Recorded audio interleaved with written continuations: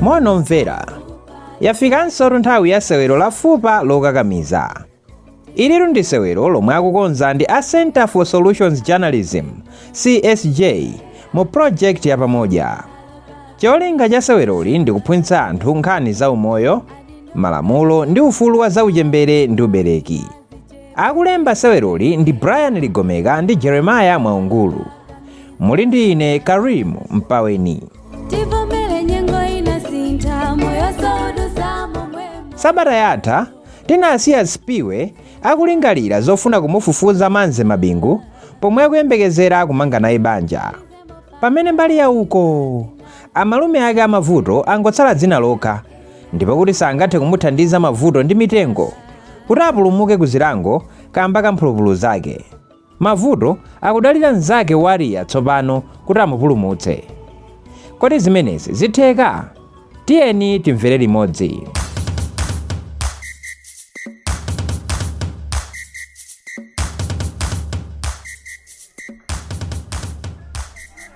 Linda! Sister Linda! Linda! Ndizeksi kodi. So mndu kugwa nkhope kumene kubaya. Tiziti ma studies ba college banavuta kuchitika ndi jani. Wafusira ndizeksi. Kudabwa atu. Kudabwa jani zeksi. Masiku amene wasukuoneka wansangala ngati kale. Linda amene kumudziwa pa college pano suyuyu yayi. Mwana zeksi. Ndiye kuti ndikuoneka osiyana ndi mmene ndimaonekera masiku onse. Ngoya. Every expression on the face tells a story. Yeah. To be honest, masabata wawande sukuoneka ngati Linda amene ndikumudziwa nthawi zonse all pang'ono. Ukumaoneka ngati wabalika ndi china chake. Can you imagine ndakuitana 3 times? 3 times Linda. Koma iwe usamva kuchita kuti akati uli mmaganizo akulu chikuchitika ndi chani kwenikweni. Iwe zeksi. Nthawi zanatu zimangochitika kuti munthu umakhala kuganiza china chake. Sinde kuti nthawi zimakhala kuti wabalalika ayi. Ndiye nthawi imeneyo mwatsoka mwina munthu ina atha kuitana. Iwe usamva. Koma Linda, ngati kuti ndivuto lina lake, ndibwino mauzana. Thandizana nzeru ndi kwabwino kwambiri kumapepusa zinthu. Ukunena zoona zeksi ndipo ndathokoza ndithu ifa chalangizo lako lakubwino kuthandizana nzeru. Koma no zeksi. Munthu ndibe vuto lililonse limene kuganizira. Zonse zili bwinobwino. Ukuziwa yani? Ndikazakhala ndi vuto nzakuuza. Okay. Wati matero. Anyway, sindikakamize kumafusa pamene munthu wake ukukakamira betuli bevuto ete? Yeah. Pachakula amati fupa lokakamiza limaswa mphika. Zeksi, mpaka na miyambi. Nankano. Shabwino mano ndathokoza kwambiri chifukwa chokhala ndimothandiza anthu ena ndi malangizo siyana. Shabwino. Zeksi sanami, mene unamuthandizira Suzyo? Azinandisangalatsa. Mpaka na pano Suzyo anasinthatu. Hayi, ndathokoza. Ngambuye koma. Okay, basi. Wandiperekera kumoni kwanzako Judy. Mwana mene wafika. Ziko.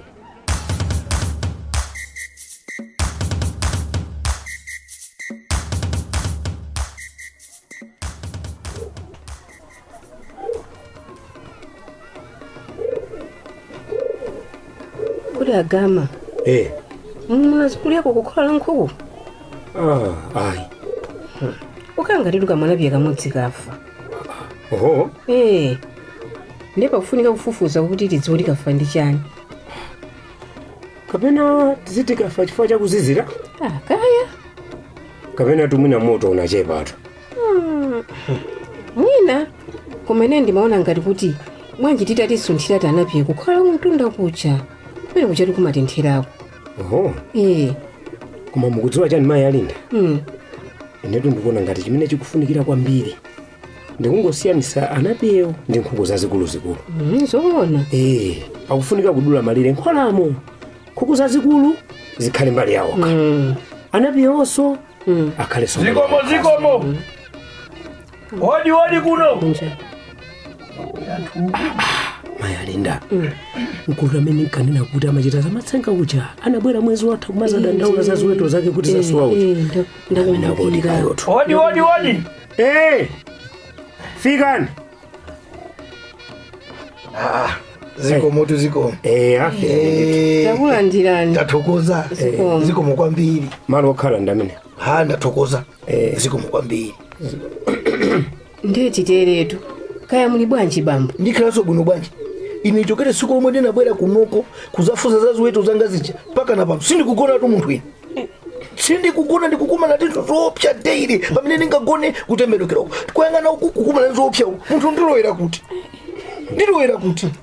bambo tata fotokozani muno bwinoko Katundu wanga tu yense ndikuuze ni asogoleri muli apa. Amene ndimamudalira ine anaonongeka. Sakuna mene ndipo agama muli apa anaonongeka. katundu Ndikukuuzani tu. katundu wanji Sopano tu asogoleri muli apa ndikuuzeni.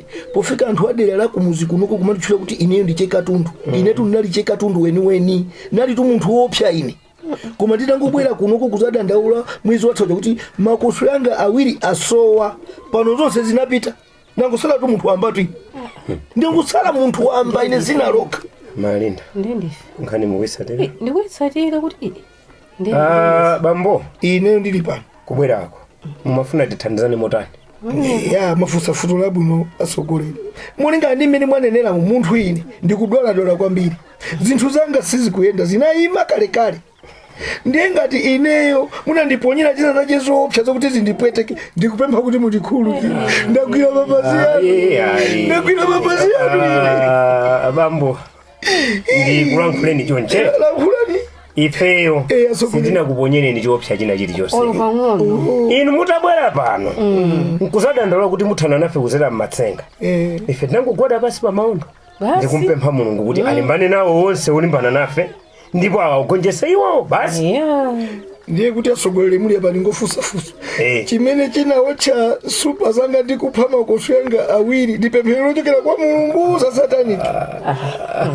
Ndiziwe pamene. Bambo. Anthu la sataniki ndinu yodalira za matsenga. basi Ndasala manja okha ine. Ifeyo timadalira mphamvu ya Mulungu. Osati za nsupa zanuzoyi. basitu Koma ine ndithu nali munthu woopsa tu amayi muli. ndiyeno ndibwereze Bwerezani. mutaopseza kuti muthana nafe ife tinangogwada pasi ndikusala kudya Basi.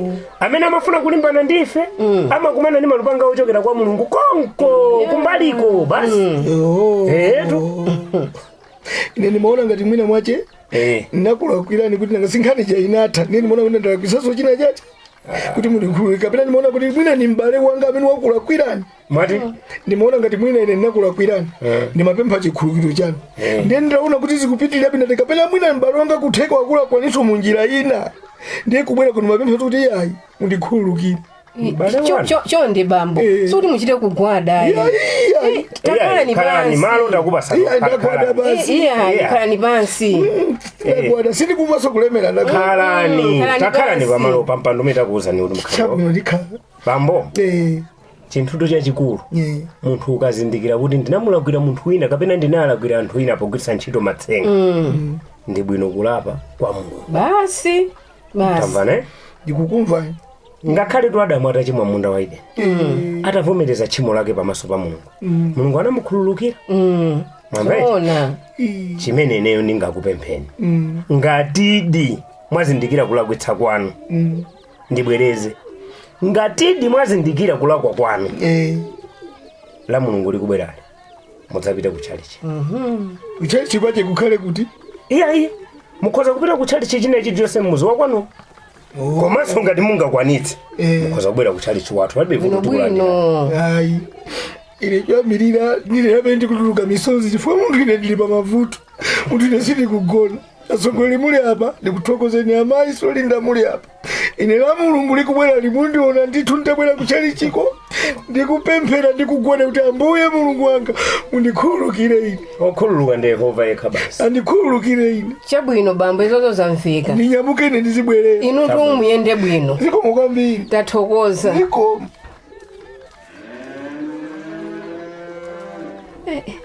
Sichani zimene zichi. Nkani zake zavuta.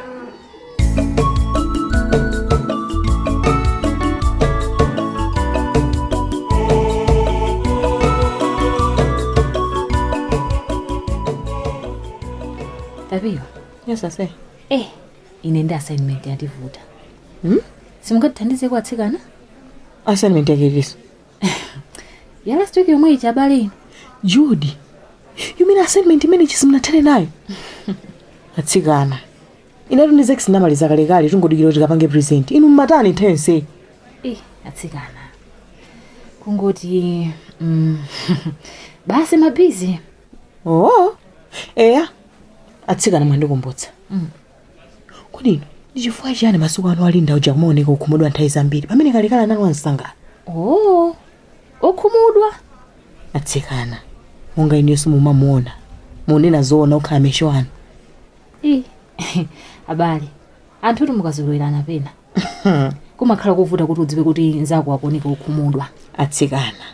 Ine ndikupempha chilipo chimene chokuchitika. Iniyo tukalekale lija mukakhala katswiri maliza ma assignment mufulumiza. Koma lero kumafika ponduza ineyo kuti ndikuthandizeni. Hayi, chikuchitika ncha. Atsikana. Zonse zili bwinobwino. No. Kaya. Popeza poti anthu timaona kumaso kuganiza mosiyana. Koma kwa ineyo zonse zili bwinobwino. Anyway, she is your best friend. There's assignment tiwange tayanje.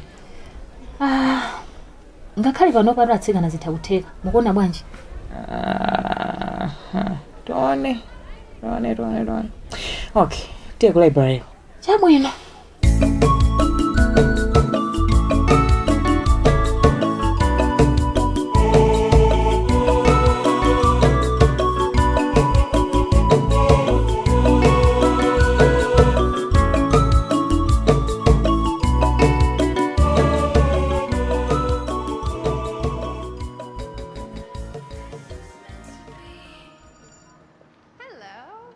Happy birthday to my favorite niece. Oh, your only niece.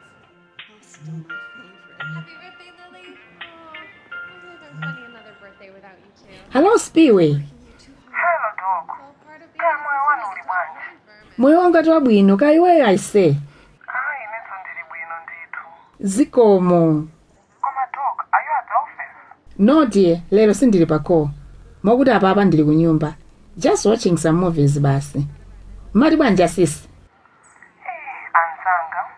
Inetu kuimba foni kuti mafuna ndikuthokozeni chifukwa cha malangizo amene munandipasa that day kudina. Don't worry sisi. I don't take that advice for granted. Mwatelo. Ndikuwuzani etu asisi. Inetu mukudziwa asisi kuti ndakhala ndikufuna banja kwa nthawi yayitali.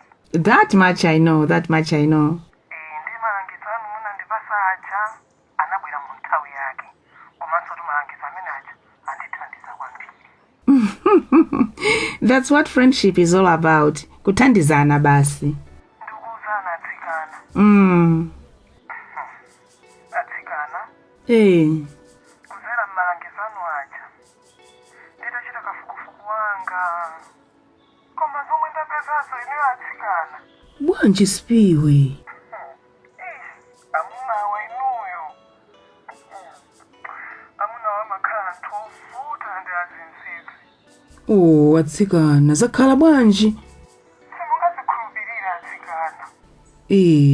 Paka pamenepo? Asisi mene mamuna amene uja amandikondera. Mamuna uja ndamva zoti anabereka mwana ndi mkazi wina. Oh no. You are you serious? Ndikuwuzani, koma mkazi yoto akuti sanamukwatirepoyi. What? Ndiye utani Spiwe? Atsikana ine ndendabalikiratu. I can imagine. Nzeru zanga zonse zatha. Koma abale. Ndiye wamfunsa mamunayo kuti nchifukwa chani afuna umanga nawe banja pamene ali ndi mwana ndi mkazi wina? Atsikana, I don't know what to think. I don't know what to do. Ndangobalikiratu.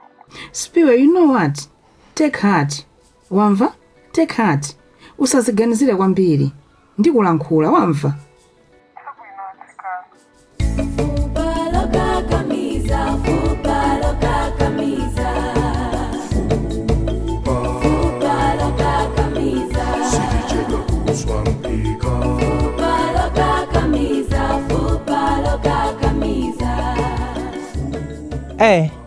apatu ikuoneka ngati yalakwa, komabe mwina tisaneneretu. Spiwe sakumvetsa, kaya zabanja zitheka pamenepa kaya.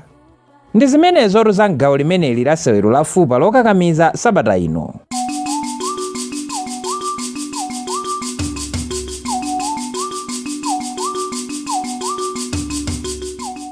Tsopano ndi nthawi ya funso. Funso lomwe lidafunsa sabata yatha lidalira kuti kodi inuyo mukadakhala Linda mukanapita ku polisi kukanena za kugwiriridwa kapena mukanasunga chinsinsi kuti nkhani isadziwike? Yankho lolondola la funso limeneli ndi lakuti anthu akagwiriridwa amayenera kupita kukanena ku polisi ndiponso amayenera kupita ku chipatala. Choncho ndikoyenera ndithu kuti Linda apite ku polisi kukanena za nkhaniyi. Mwa anthu omwe anayankha funso limeneli, omwe anayankha molondola ndi awa: Alamek Mwale, a Emmanuel Ephraim ndi a Eliza Clinton.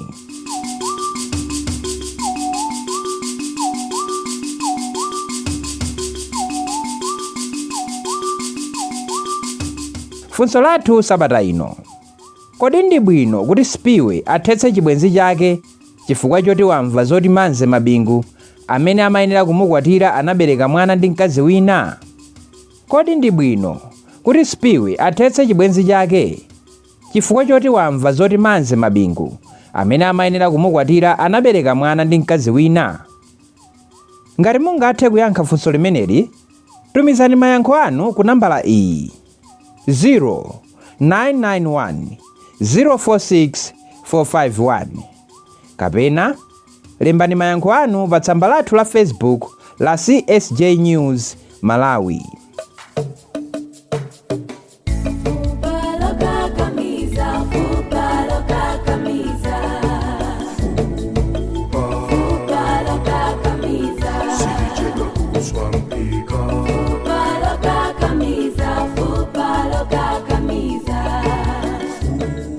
Museweroli, Linda anali Elina Sanga, Judy anali Desire Kuntanga, Spiwe anali Keti Maganga, Dr. Talina anali Susan Chowe, Tapiwa anali Miriam Pondani, Kadundu anali Ferguson Magona, Maya Linda anali Evelyn Nkandawire, Bambo Linda anali Clement Twaya, ndipo Zex anali Robert Magasa.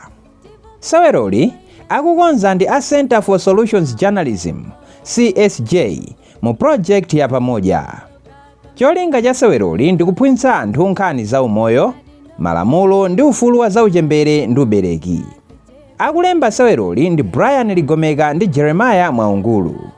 Kuchokera kwa ine mkonzi komanso mulutsi wa programu iyi Karim Mpaweni, tiyeni tikumanenso sabata yamawa.